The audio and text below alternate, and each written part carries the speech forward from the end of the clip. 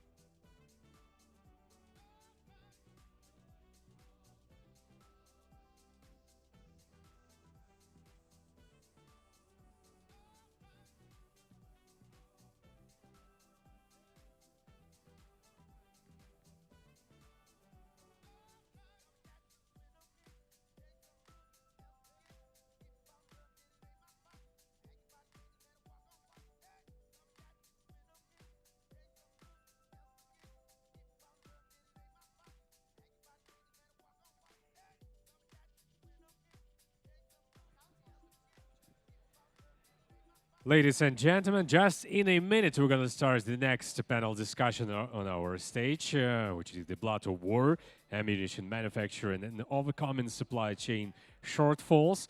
Just in a minute, so you have still time to get back to the main hall. And in 60 seconds, we're going to start.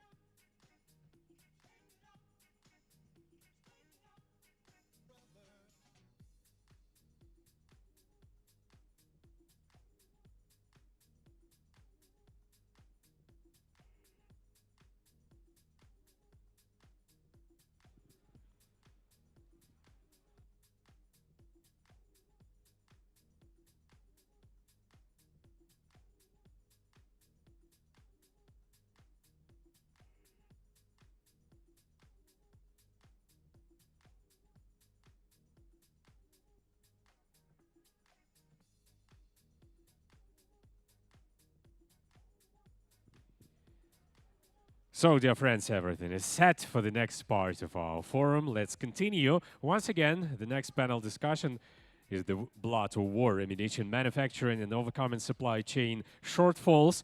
And I'd like to invite to the stage the moderator of this panel, Mykhailo Samus, Director of New Geopolitics Research Network. Please welcome. Ladies and gentlemen, let me start with our panel. It's a great honor and pleasure to moderate. I think one of the basic component of Ukrainian capabilities to defend our country, because artillery and artillery ammunition, even we're talking about the high technologies, about the kill chain, which is faster and faster of network-centric warfare, but anyway, artillery is, I'm sure that will be even better with new technologies. So I'm inviting the great speakers of our panel. First of all, it's Volodymyr Zimin, Chief Executive Officer for Artem holding company. Please.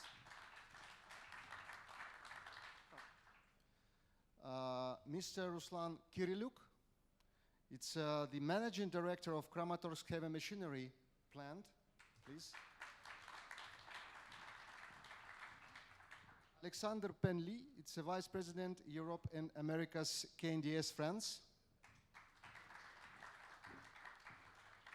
Mr. Dan Powers, Chief Executive Officer of DNM Holding Company, United States. And General Robert Dyess. It's the Dyess and Zimmermann company from United States, please.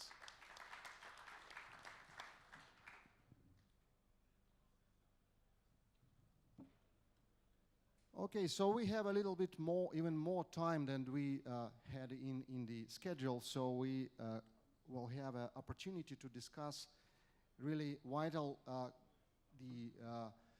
topics and vital details, how is going to develop artillery ammunition production in Ukraine and of course together with our partners, because you know before the full-scale aggression Ukraine didn't have any proper production of ammunition. It was a great problem, and if I remember the last year, 1 year ago on the same panel, I was a moderator, and we discussed a little bit different problems. We were talking about the scaling of the projects. Now we could talk about some details better than just scaling, just a concrete projects, how to deliver to Ukrainian armed forces the best, I would say the best, of course, ammunition, artillery systems, and of course we have a great success, some of the projects, you know, the Ukrainian artillery system, Ukrainian ammunition. The President Zelensky told that we have several dozens times more production compared to last year. But unfortunately, our enemy found a way how to produce more and more ammunition. They really converted entire country, like in North Korea, to military plant to get ammunition. Together with so-called axis of evil, whereas I mean that Iran, Russia, North Korea, unfortunately with support of China, I would say openly that China participates in this ecosystem to providing the raw materials, the components, actually money, because Russia is selling oil to China and after this getting the money which is investing to North Korea. So it means that we need produce more and more. High quality, better, high precision, so to be not only in balance with Russia on the battlefield, but of course in favor, in better conditions, to give better conditions for Ukrainian soldiers on the battlefield. So I'd like to immediately give the floor to Mr. Zimin to give your understanding of the current situation. What are the problems for Ukrainian manufacturing of the ammunition, and of course your plans for the future? Thank you very much for the word. I will try to give you a very brief snapshot of the artillery ammunition production in Ukraine. First of all, I want to repeat, a very famous expression that artillery is a god of war. That's why it's very important, and definitely there is a growing requests from our MOD for the extended range and accurate ammunition. Basically, the most wanted one is 155 artillery ammunition with the range up to 40 kilometers, which will allow us to hit enemy from the distance where we will be protected, because they are, you know that front line is very big right now, very huge. We have the hugest front line since the Second World War. That's why safety of the military staff is priority number one right now. But it is related to the requests. What can I say about development of the artillery munition in Ukraine is that in the recent year, yes, we've met a year ago here in this fantastic hotel, and unfortunately we can see that development is very rapid. Right now in Ukraine we have companies who are capable to produce steel parts for the artillery rounds. You know that Ukraine always was very strong in steel production. That's why we have good raw materials, we have forging facilities, and we have melt and pour facilities in Ukraine right now, and they are growing very rapidly. So we have a lot of metal parts, and definitely I would say sufficient number of facilities for the melt and pour. But the most critical bottleneck is still remaining in the propellant side, like for almost all of the world right now, developed world I mean. Propellants is the bottleneck for the production. Fuses also is not a problem, and igniters is not a problem for Ukraine. So in my opinion, we have to pay special attention to the propellant side. And when we go down to the propellants, we have two main issues to solve. First one is the raw material, which is obviously nitrocellulose, and the second issue is the TNT, which is also main explosive material, which unfortunately now we are not producing in Ukraine. We had a very good production of TNT in the eastern regions of Ukraine, but now unfortunately those territories are occupied by the enemy. That's why we are developed with the import of TNT into Ukraine for our own production needs. So speaking about TNT, this issue, slowly but surely we see how to set up the systematic and long-term supply chain for TNT. But propellants, I would repeat, is the most critical component right now. We are planning to set up propellant production in the neighbor country, because right now we see that production of propellants in Ukraine is a very risky enterprise, unfortunately.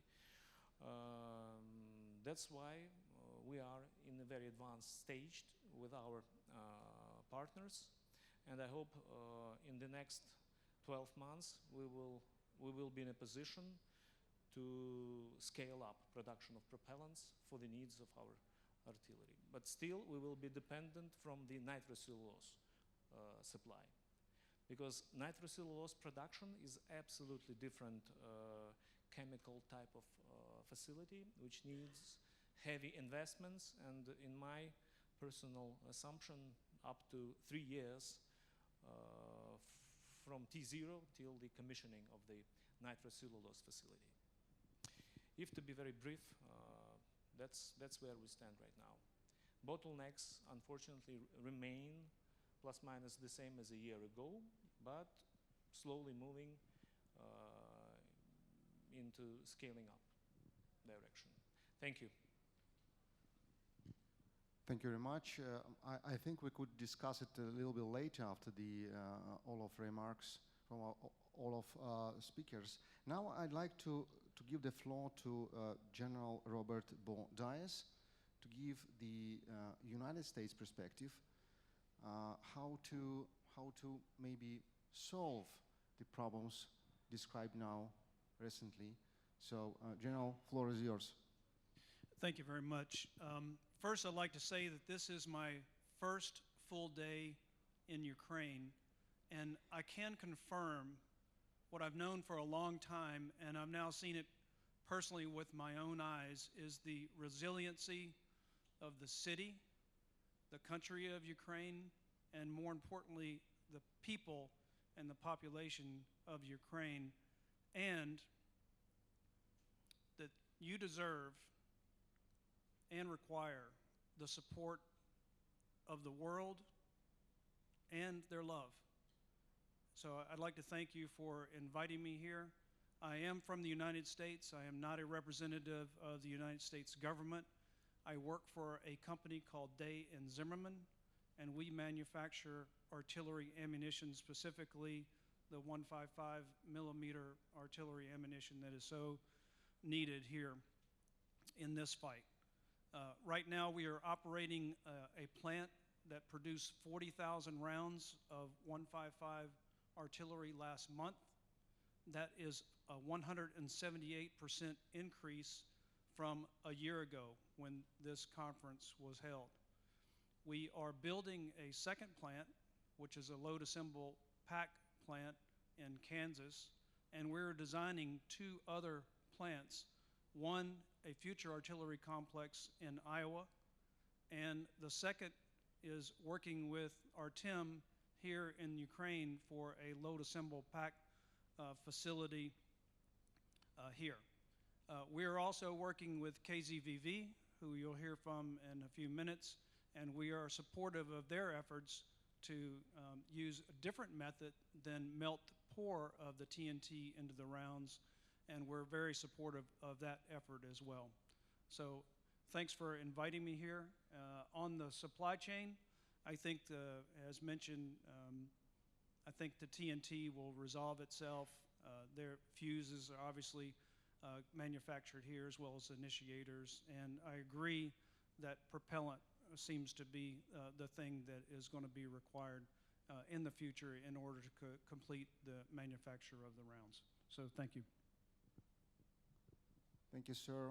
I think we'll back to you to give some more information on your projects, and I think that Mr. Ruslan Kyryliuk could give us more domestic atmosphere here. What is the reality? What is the problems in connection between maybe private companies and state? I think it will be very, very valuable, the opinion here. Floor is yours. It works? Yes. Thank you, Mykhailo.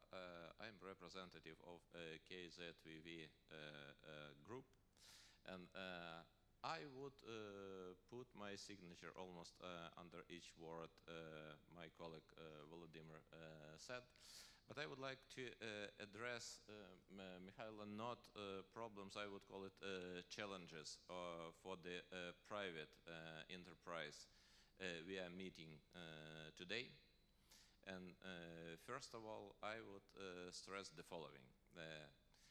Our relations, we have a couple of good partners abroad. As mentioned by General Dyess, one of them is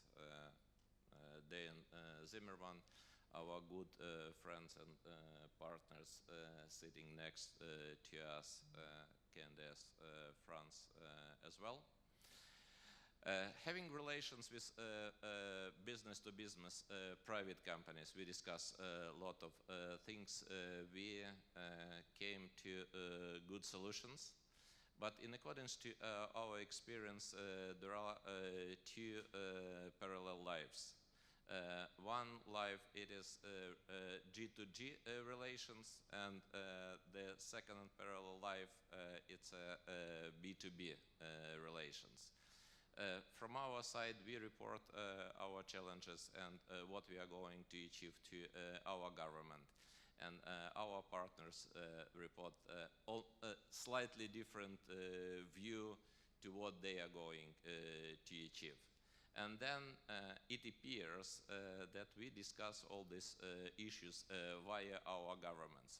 We are absolutely happy.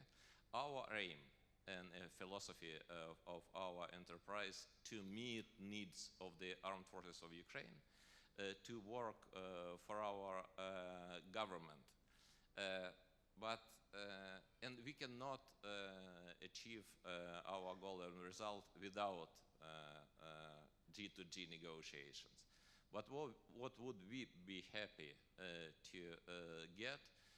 To be even invited sometimes to G2G negotiations to present our views, how we see it, to have a common position, not only of the country, but with our partners. Without it, it can be long-lasting discussions, almost endless, and will not implementations of our agreements can be delayed. The second issue, as a representative of the private company, I would stress that, of course, I can say good words that we support the government and the armed forces of Ukraine.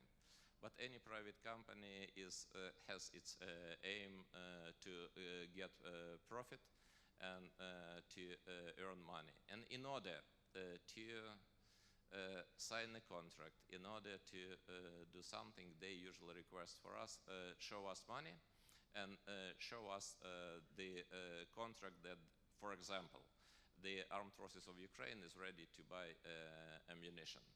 And it is like to catch 22.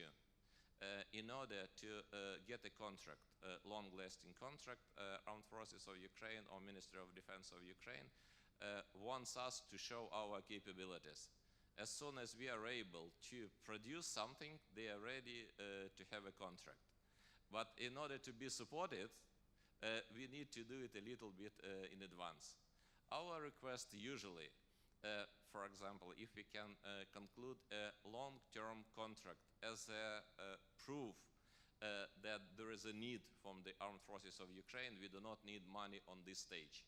But to show that we will be able, together with our partner, then to supply those ammunitions, it would be helpful.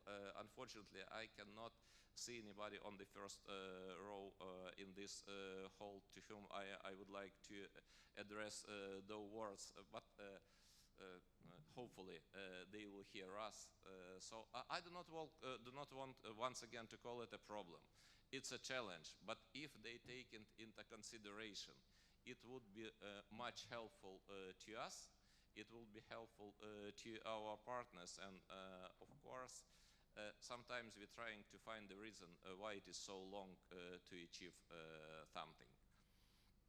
And the third point, it is more practical, not just, as I've mentioned, as you requested, 2 issues for private companies. Of course, it is a propellants issue. Nowadays, we as a private company, we can produce body shells. We have fill-in technology.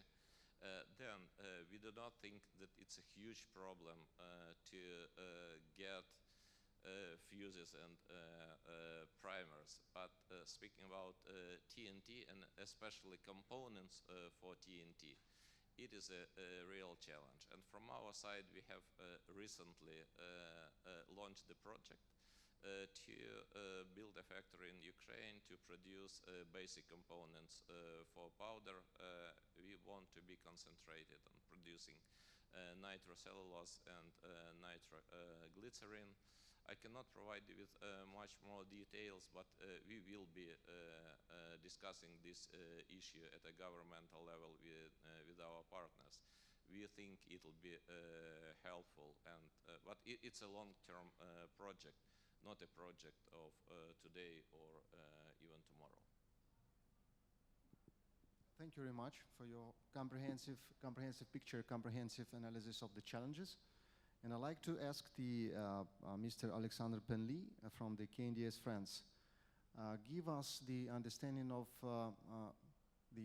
your company approach. And actually, I'd like to ask you about the possible competition between, for example, United States companies and European companies, because I read recently the Draghi report on the possible European not only defense industry, but European economy competition with United States. It was a special focus on it on this report, and I just guess how it's possible to, let's say, overcome and try to build the cooperation rather than competition. Of course, competition is very useful, but not during the war, I guess. So please take a floor and give us your ideas. Thank you. Okay, I will first address the latest aspect, and when it comes to artillery ammunition competition, before worrying about the competition from the US, I think we have a lot of competition within the EU, and part of the reason for this is that in the US, the artillery has been mainly, and still is mainly, based on 39 caliber systems and 39 caliber ammunition. So,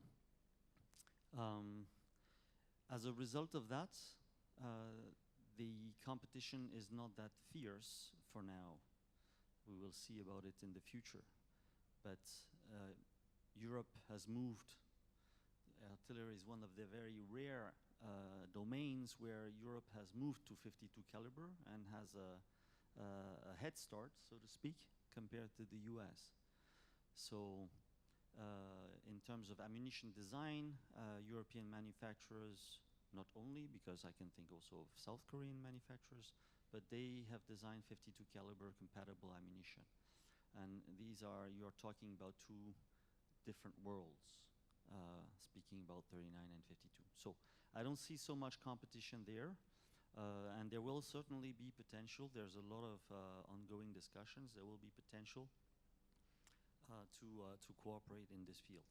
Coming back to the topic of the round table, and that is how to overcome the shortfalls in the ammunition supply chain. Part of the shortfall we discussed, that's the bottlenecks in the supply chain regarding raw materials. It's very important that countries are now and companies are investing in boosting the production. I think all of this is related to the fact, as was underlined earlier, that until the war in Ukraine, there was a lack of recognition of the importance of artillery, a lack of recognition of the necessity for mass, and suddenly a lot of countries discovered that the ammunition supply chain was kind of fragile and had a lot of those bottlenecks. Very few companies that you could source raw materials from, and it certainly came as a shock to find out that a lot of European companies were buying their TNT from Ukraine, and that this was no longer an option after the eastern part of Ukraine had been invaded by the enemy. So this part of the shortfall. The other part of the shortfall is the production capability and what are the available ammunition designs. In this field, it's clear that, as was discussed in the morning, the initial initiative of European partners of Ukraine was to provide ammunition from stock and seek to replenish by boosting their own production capabilities.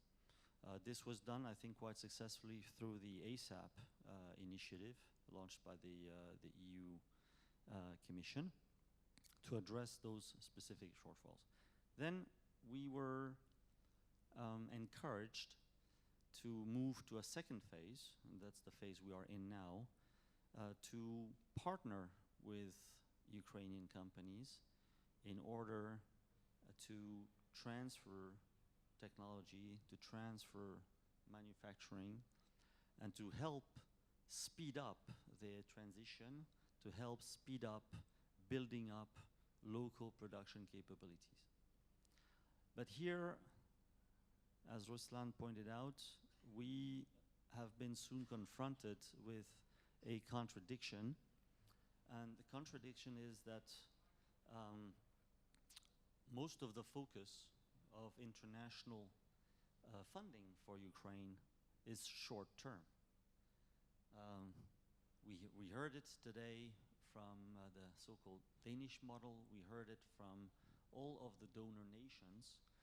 We saw it last year, or actually this year, in the way that the profits of frozen Russian assets have been used. The focus was, okay, we can provide you with funding, but you have to deliver before the end of the year. You have to deliver very fast. But we are talking about capability building. Capability building is not something that you do overnight. This transfer of technology and manufacturing, as we said, okay, setting up a nitrocellulose plant, 3 years. And we need funding for that as well.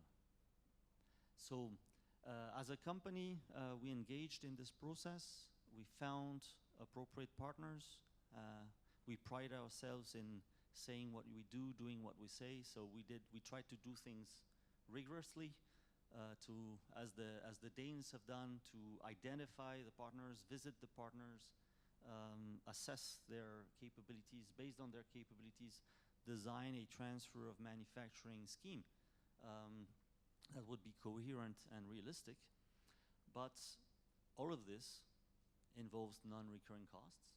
All of this requires time. And neither our partners nor ourselves can invest unless some conditions are met.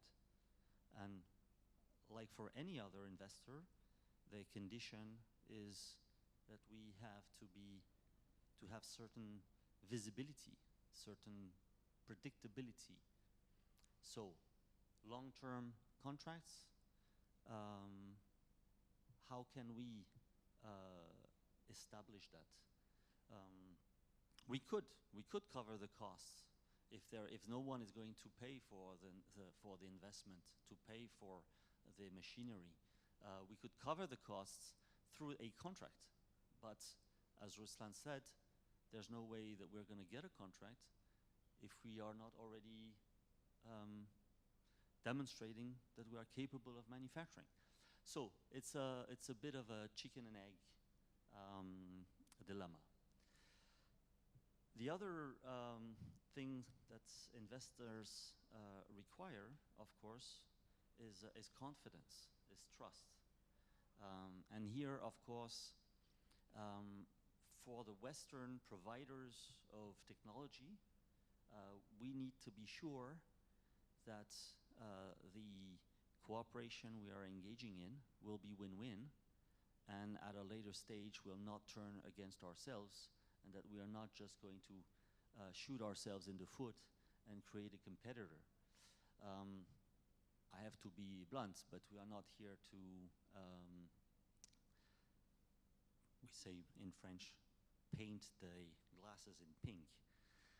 So there are some, of course, central aspects that need to be addressed. We need to feel that what we are going to do here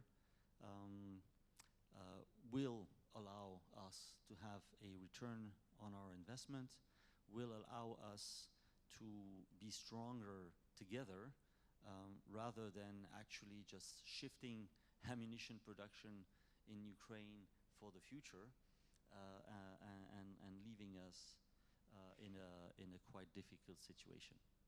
Thank you. Right, thank you very much. And basically, we are talking about the war of attrition. So we need a long-term vision, because it's impossible to win in war of attrition just the short-term contracts or short-term solutions. And absolutely right that we need to create a special ecosystem in Ukraine, in Europe, and maybe globally, I mean the Western coalition, to long-term vision on the participating on the Western countries, Western companies, not only for Ukraine, but for own countries, because it will be very useful for all of us to have capabilities to continue this war on the favorable positions, not to look at the problems every year, and especially if we're repeating these problems. Now I'd like to give the floor to another representative of United States. It's the Dan Powers, COE of the D&M Holding Company. Please, floor is yours, and please give us your vision on the situation, on some problems, maybe challenges, maybe solutions. Thank you. Okay, well, thank you, everybody. I've been coming to Ukraine for 5 years now, and probably 20, 25 visits and hundreds of days here. So prior to the war and during the war, we started a small arms ammunition factory in Ukraine. All the equipment was delivered, and then war broke out. And we came back after the war started to finish it, and it is running 24/7 today, and I'm proud of my employees and myself, because we made sure that we came and we finished the job that we started prior to the war. We've since then continued to expand that. I don't know of big challenges for that particular factory, but as my colleague said, the bigger problem seems to be gunpowder. And it's the single base powder for the 155s, the 120s, the 125s. We have multiple factories we have started building across the world right now for governments to help alleviate some of that problem. But as they've all said, it takes 18 to 24 months to build these factories, and they don't solve the problem today.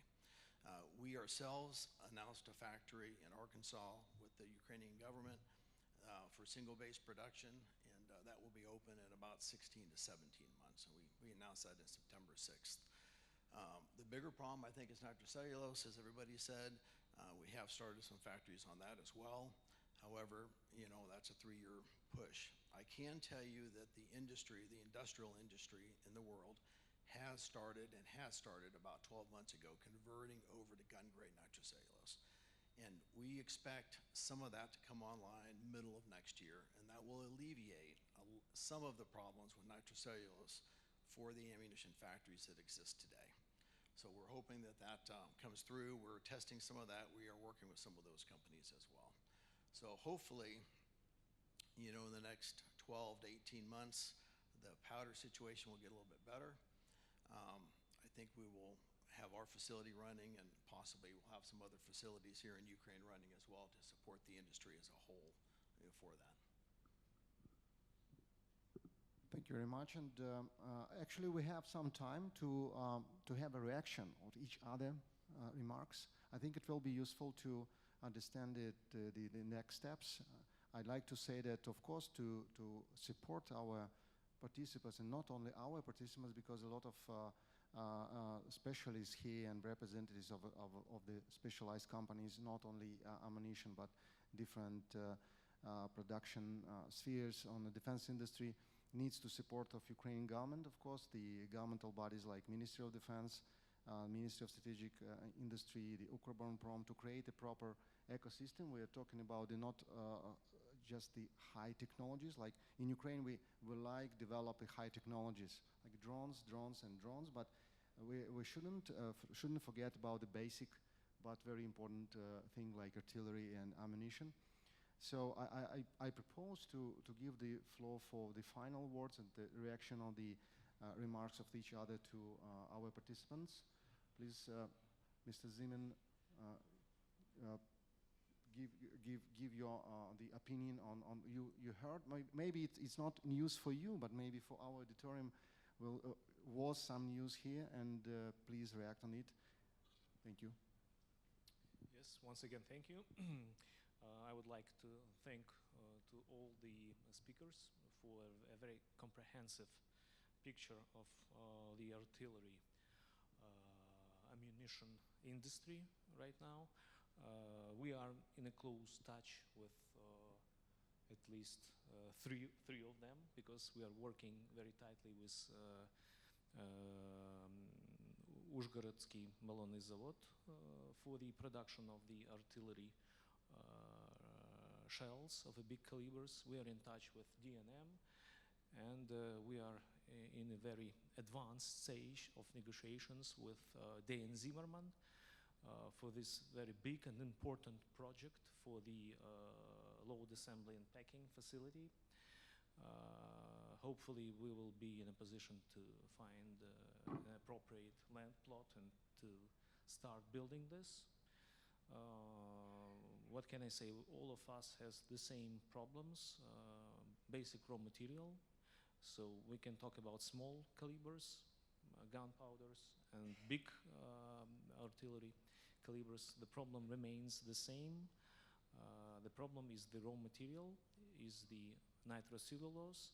And when we go down to the nitrocellulose production, we have to remember that we will need acids, we will need nitric acid and sulfuric acid, which is also a part of problem to be solved here in Ukraine, because unfortunately we lost production of those acids here in Ukraine, and we have to renovate this production if we want to have full cycle of the propellant production here in Ukraine.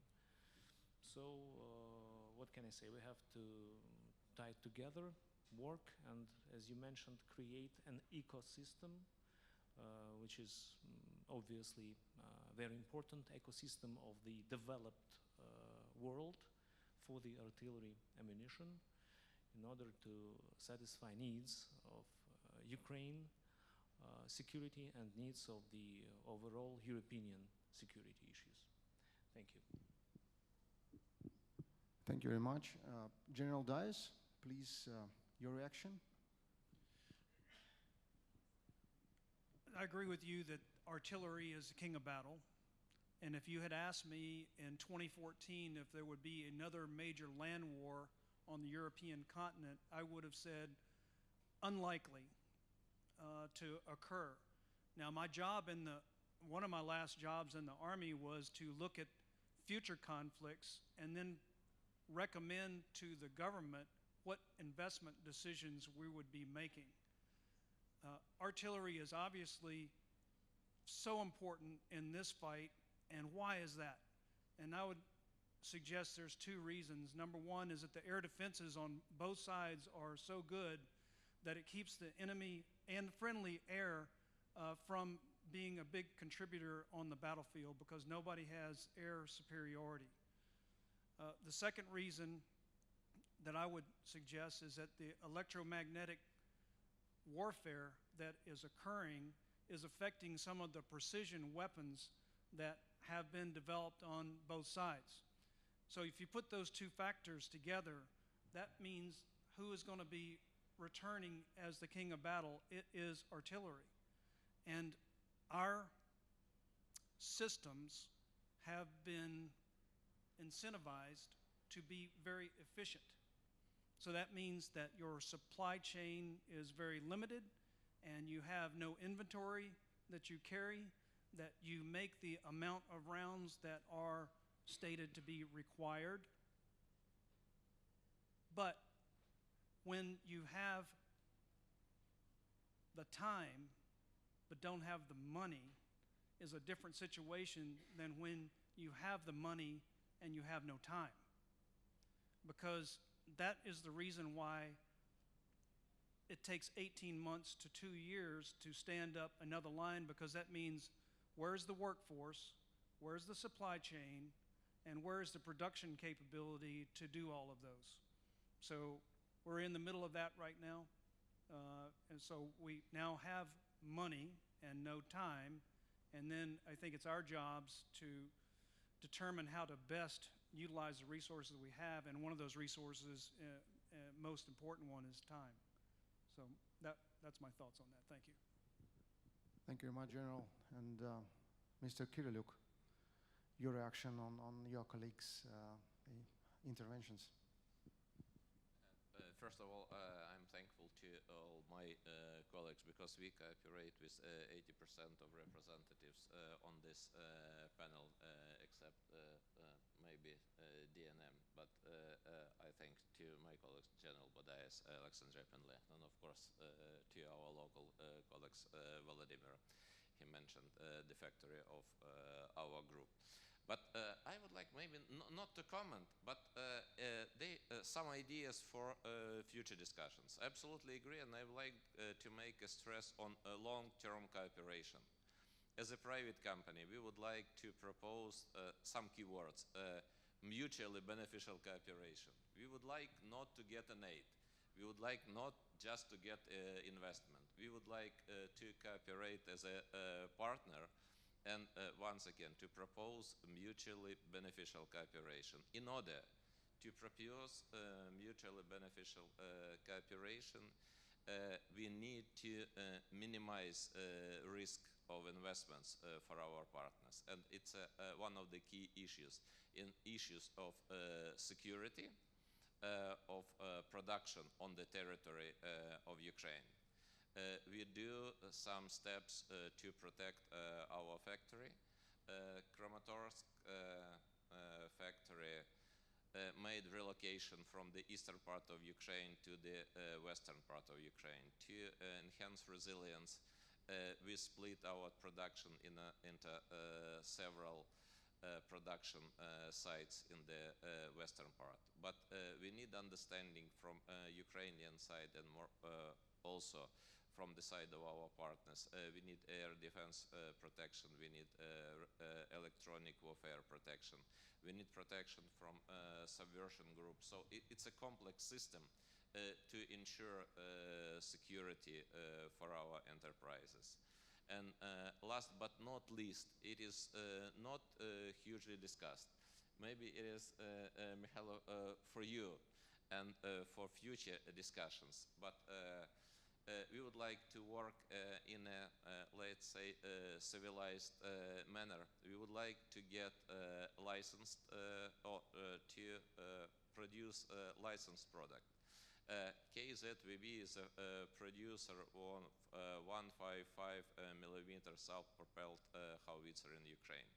We would like to have a licensed production of 1Y5 ammunition here in Ukraine, and it is a big issue how to protect intellectual property, how to attract also our partners as Alexandre mentioned, it is a big issue also for them. And I think it is for future discussion. It's a good issue to discuss how to do it. And I would like to finalize my discussion with many thanks to our partners, for foreign governments, for unwavering and steadfast support to Ukraine, to its fight for independence, and for gaining the victory. Thank you.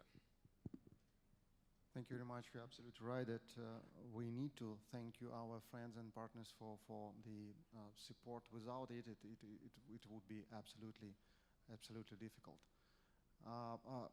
So I'd like to give the floor to Alexandre Penley for the last words for the panel. So I guess it's my turn to thank you for having invited me here and giving me the opportunity to express myself, but also in the name of the group, of course. I would conclude on two remarks. The first is that we believe there's such an opportunity to tap into the potential of Ukrainian industry to achieve a better capability overall. I do believe in this. And we outlined, I think, all of us, some of the conditions that need to be met for this to happen. What we have not been addressing so far is the need not only to produce ammunition, but to produce the appropriate ammunition. I think that everybody has seen that Ukraine has been a live testing field of many different artillery systems, and has made it very clear to all that ammunition weapon compatibility is an issue that has been unsolved within NATO. So when we speak about ammunition production, we must also bear in mind ammunition certification. And this is also why we feel that as a group, we have such expertise.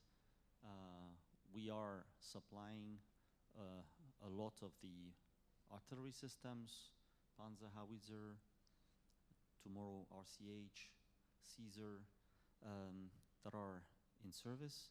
And we design ammunition that is compatible for all those systems.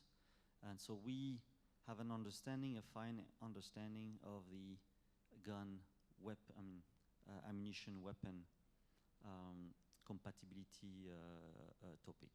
This is key, and some of our partners do not understand or cannot understand the also costs involved in such a certification process.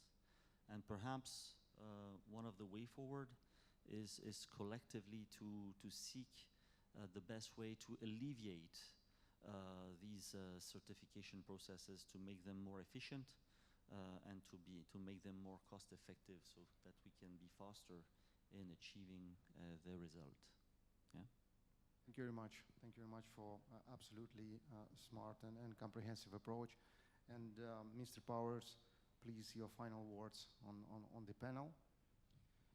Okay, well, I don't do large caliber ammunition, but these guys do, and they know it better than me. All I can do is assist with the powder and the propellant that we need for these things. So we'll do the best we can for doing that. I know that I don't think the world expected this war, and I don't think we realized how vulnerable we were when it came to artillery ammunition and how quickly we could go through it, and then how long it takes to generate it, because it's been 20, 30 years since we've really had to continually make it in large quantities. And hopefully NATO and the world's kind of realized that we are vulnerable and we need to beef up that industry and to keep it going after this war. God forbid there is another war somewhere in the world. Thank you very much. And what I like the best on this panel, that we are literally feeling the synergy. I thought it could be some competition, but absolutely warm and very, very friendly atmosphere. And I think that this is a key element of our future, our victory, actually, that we should work together. Of course, thinking out of box to finding new solutions, but joint solutions. And I'd like to ask you to join for me with applause to our great and excellent speakers. Thank you very much.